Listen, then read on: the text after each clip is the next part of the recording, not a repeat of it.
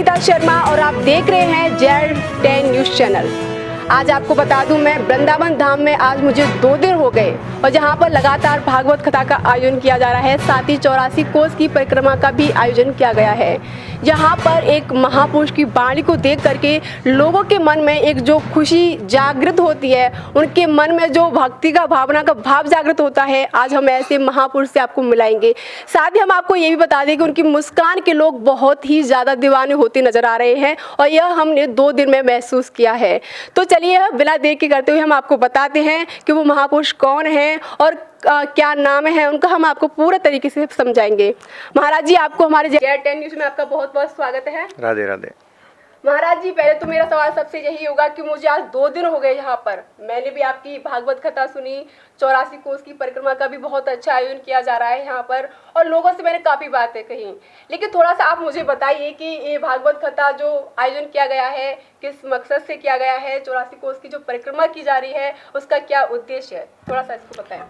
देखिए, सबसे पहले तो आपके संपूर्ण दर्शकों को राधे राधे।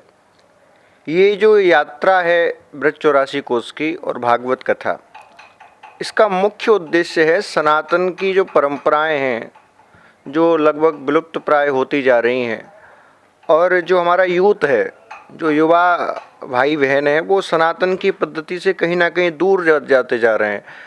आप देखो, पाश्चात्य संस्कृति का इतना ज़्यादा बढ़ावा होता जा रहा है, सब उसी बस आंध में दौड़ रहे हैं, उनको नहीं पता कि हमारा भविष्य क्या है। तो सनातन की उन परंपराओं को पुनः उजागर करना, सनातन के सिद्धांतों को घर घर तक पहुंचाना और पुनः भारत को विश्व गुरु बनाने के लिए संपूर्ण आयोजन किया जा रहा है।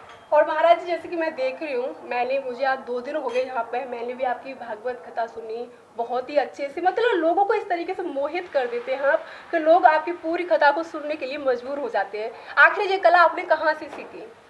इसमें हमारा कोई ऐसा विशेष वो नहीं है, ये तो भगवान की कथा की ऐसी महिमा है कि कोई भी व्यक्ति यदि भगवान की कथा को श्रवण करे तो उसको ऐसा लगता है कि ये मेरी ही कथा हो रही है। तो जब आप किसी व्यक्ति के विशेष के बारे में चर्चा करते हो तो स्वतः उसका झुकाव कथा के प्रति हो जाता है। अच्छा महाराज जी, जैसे आप भागवत कथा का जो आपको मतलब कथावाचक इस तरीके से बहुत ही अच्छी मतलब दर्शकों को समझाते हैं, आपने ये कथा कब से कहना शुरू किया था? हमारी पहली जो कथा थी वो नवंबर के महीने में 2015 में हमने कथा प्रारंभ की थी। ग्वालियर में राम मंदिर है, वहाँ पर पहली कथा का आयोजन किया गया था और तब से लेके अब तक ये यात्रा चली रही। जी अच्छा महाराज, एक सवाल और है मेरा कि जो भागवत कथा आप करवा रहे हैं, इसका मूल मंत्र क्या है? देखो, कथा का मूल मंत्र तो एक ही है कि हम जीवन जीना सीख जाएं, क्योंकि भक्ति, ज्ञान, वैराग्य या भगवत प्राप्ति ये तब संभव है जब हम जीवन जीना सीखें, जीवन को आनंददायक तरीके से जिएं। आज लोग भक्ति तो कर रहे हैं, मंदिर तो जा रहे हैं, लेकिन फिर भी जीवन में दुख है, उनके समस्याएं हैं, चिंताएं हैं। तो वो चिंताओं की मुक्ति हो जाए, प्रसन्नता के साथ घर में एकता हो जाए। घर में 4 लोग रहते हैं लेकिन चारों को एक दूसरे की नहीं बनती। अच्छा, मतलब यही है कि मुक्ति पाने के लिए हाँ, कथा का ये आयोजन किया जा रहा है के लिए, इसके लिए। अच्छा महाराज जी, जो हम भागवत कथा करवाते हैं वो साप्ताहिक होती है, 7 दिन की होती है। अब मतलब वो 7 दिन की ही क्यों होती है? 7 दिन की इसलिए होती है क्योंकि राजा परीक्षित को 7 दिन में मृत्यु का श्राप लगा था। जैसे कल हमने आपको कथा में बताया, जब राजा परीक्षित दिग्विजय करने के लिए गए तो एक ऋषि का अपमान हो गया, तो ऋषि के पुत्र ने श्राप दिया था कि 7 दिन बाद आपको तक्षक नाग आएगा और डस लेगा। तो 7 दिन में मृत्यु होनी थी। अब राजा परीक्षित को सुखदेव जी ने 7 दिन के अंदर पूरी कथा सुनाई, तो उसी दिन से परंपरा बन गई कि भागवत की कथा साप्ताहिक कथा होनी शुरू हो गई। अच्छा महाराज जी, एक सवाल और मेरा है कि जिस तरीके से अभी आज के माहौल को देखते हुए देश में मुसलमान बोलते हैं कि जो हमारा मुसलमानों का धर्म होता है वो सबसे बड़ा है, इधर हिंदू भी बोल रहे हैं कि हमारा धर्म सबसे ऊपर है। तो मतलब ये धर्म के बीच की जो झगड़े की लड़ाई है उसके लिए आप क्या कहना चाहेंगे? देखिए, पहले तो मैं ये कहूँगा कि जो कहते हैं कि हम हिंदू धर्म के हैं, मुसलमान धर्म के हैं, पहली बात तो ये धर्म नहीं है जी, मजहब है। धर्म तो केवल एक ही है, सनातन। जितने मुसलमान हैं वो भी सनातनी हैं, जितने हिंदू हैं वो भी सनातनी हैं, जितने सिख हैं वो भी सनातनी हैं, जितने ईसाई हैं वो भी सनातनी हैं। और आपको कहाँ तक कहूँ, इस सृष्टि में जो भी आपको सब दिखते हैं सब सनातनी हैं। सनातनी का अर्थ क्या है? जो शाश्वत है, जो पहले भी था, अब भी है और आगे भी रहेगा। ये परंपराएं, ये मजहब तो लोगों ने अपने लाभ के लिए बना लिए हैं, इनमें हमें नहीं फंसना है। हमारा तो एक ही वो है, हम सब हैं सनातनी, आओ चलें सनातन की ओर। अच्छा महाराज जी, एक और क्वेश्चन मेरा कि जैसे 2 दिन से हम देख रहे हैं, कल भी आपने 84 कोस की परिक्रमा शुरू करवाई थी और लोग गए थे, कई स्थानों पर भ्रमण भी किया है। मतलब जो उसका महत्व अर्थ है परिक्रमा करने का, वो तरीका क्या है, परिक्रमा कैसे करें? देखो, तरीका की बात करेंगे, परंपरा की बात करेंगे तो बहुत विस्तृत है और उस तरीके से आज के इस दौर में करना हर व्यक्ति के लिए संभव नहीं है। नंद बाबा और यशोदा मैया ने कहते हैं कि पहली बार ब्रज की यात्रा की थी, तो वो तो पद यात्रा थी। 1 महीने में लगभग वो यात्रा पूरी हुई, सभी स्थानों के दर्शन करते हुए, भ्रमण करते हुए, जहाँ जा रहे हैं वहीं रुक रहे हैं, वहीं सारी व्यवस्था कर रहे हैं। नियम भी उसके काफ़ी थे, ज़मीन पर सोना है, तला वाला भोजन नहीं करना है, कम अल्पाहार करना है, हो सके तो निराहार ही रहना है, किसी प्रकार का मन में कोई गलत विचार नहीं लाना है, किसी से ईर्ष्या द्वेष नहीं रखना है, दान करते हुए, भजन करते हुए यात्रा करना है। लेकिन इन नियमों का पालन आजकल हर व्यक्ति नहीं कर पाता, इसलिए आज इन सब की सुविधा के लिए, क्योंकि वृद्ध लोग हैं, गाड़ियों के द्वारा यात्रा प्रारंभ की गई, जिससे संपूर्ण ब्रज के 84 कोस के संपूर्ण स्थानों का थोड़ा थोड़ा दर्शन सबको प्राप्त हो सके।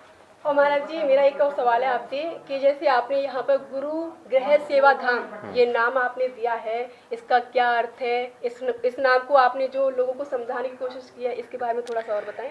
देखिए, आश्रम के बनाने की जब बात हमारे सामने आई तो कई लोगों ने कई विचार नाम दिए, ये नाम रख लो, वो नाम रख लो। क्यों रख लें? भारतीय परंपरा में आश्रम क्यों बनाए जाते हैं? आपको मैं एक बहुत अच्छी बात बताता हूँ कि भारतीय सनातन की परंपरा में आश्रम पूजन के स्थल नहीं थे। आश्रम किसी भगवत प्राप्ति का लक्ष्य नहीं था। आश्रमों का लक्ष्य था कि आश्रम में जो विद्यार्थी पढ़ने के लिए आ रहे हैं उनको इतना योग्य बना देना कि वो स्वयं महापुरुष बन जाएं। तो जो गुरु गृह जो नाम आया, आपने सुना होगा, त्रेता युग में राम जी भी गुरु गृह में पढ़ने गए थे। गुरु गृह पढ़ने गए रघुराई, अल्पकाल विद्या सब पाई। द्वापर में कृष्ण भी गुरु गृह में गए, सांदीपनि ऋषि के गुरुकुल में।